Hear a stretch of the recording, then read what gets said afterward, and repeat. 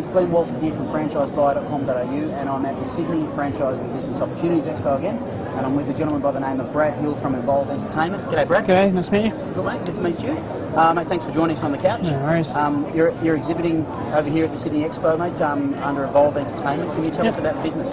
Yeah, so Evolve Entertainment manages the kiosk vending business for Video Easy and Blockbuster. Yes. So what we've seen and what we know is that consumers just need a bit more of a convenient, easier way to get their entertainment, still choosing physical media as the option.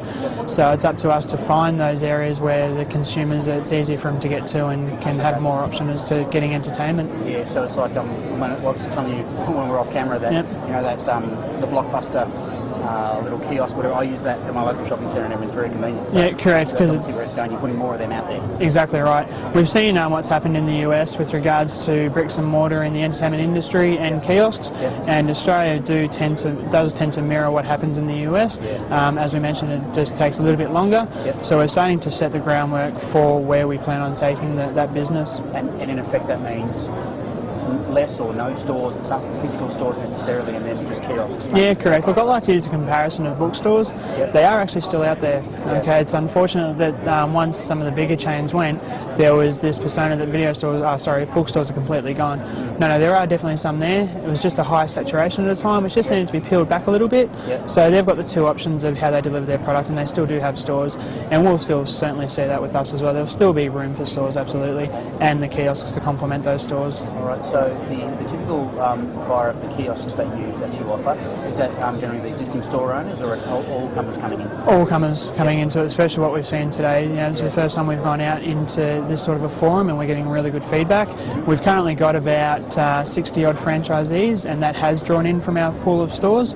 So where we've some of those franchisees have had multiple stores, for whatever reason they've decided to move one store on, but they've gone straight in with kiosks to keep supplying that product to the consumer, because they know that they had the offering there beforehand. Okay. And what's the investment level of a kiosk, say a Blockbuster kiosk? Yeah, the good thing is that we offer a bit of a different model as far as you will lease a kiosk from us, so you don't have to fork out and outlay a massive cost for the actual physical unit itself. We'll lease the cost to you, and obviously the beauty of that is that it lowers the amount of overheads that you have to go into the business initially with, which is really, really good. Okay. And the ideal partner or franchise partner for you, what's the type of person you're looking for, or their situation?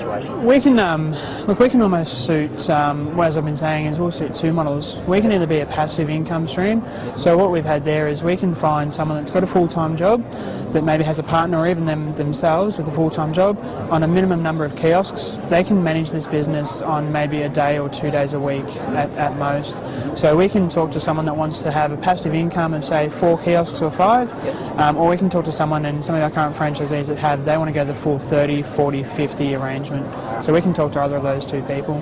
So what is the daily, with those kiosks for example, what is the activity that the franchisee has to do with those, and the regularity of that activity? Yeah, so that's really good in the sense of, depending on your location, generally you'll visit your kiosk once a week, and all you're going to do in that visit is you're going to pop some new movies in, take some old movies out that you've already decided before you've gotten to your kiosk that no longer need to be in there. So you'll say, I'll take these movies out, and then obviously you'll give it a bit of a touch up, a bit of a spray and a wipe, keep it looking neat and tidy. So you do that once a week after you've received your new release stock, and that's going to take you, depending on how many you have in the area that you cover, that can be a 2-hour drive around, or it might be a 3 or 4 hour drive around. Outside of that, you'll do some management on the books obviously as well, and maybe occasionally you might get the call out because there's a bit of a jam or something technical. But what we do is we actually monitor the fleet of kiosks. We do it 7 days a week between the main operating hours, and we'll actually recover about 80% of faults remotely without you having to go to your kiosk whatsoever. Also, we'll take the consumer phone calls on your behalf, and we've got policies and procedures in place that see the calls from us through to you brought down to a bare minimum. We may call you for some advice from time to time, but we do handle the majority of the management on the customer side of things. Okay, great. So certainly an interesting direction that you're taking in the business model. And, absolutely. I've been with the brand for 15, 16 years, from VHS to DVD to Blu-ray to bricks and mortar, now into this as well. And that's an acronym I haven't heard for I don't know how long. VHS. Yeah, I jump on our customer care phone sometimes just to see what's happening and to see if we can improve our systems, and I'll have the occasional person ring up, I'll try to get a video out of your machine. understandable. They don't fit. So no, it is a bit like video. yeah, exactly right. So that one was a bit before me, but yeah, seen a lot of the evolution come around.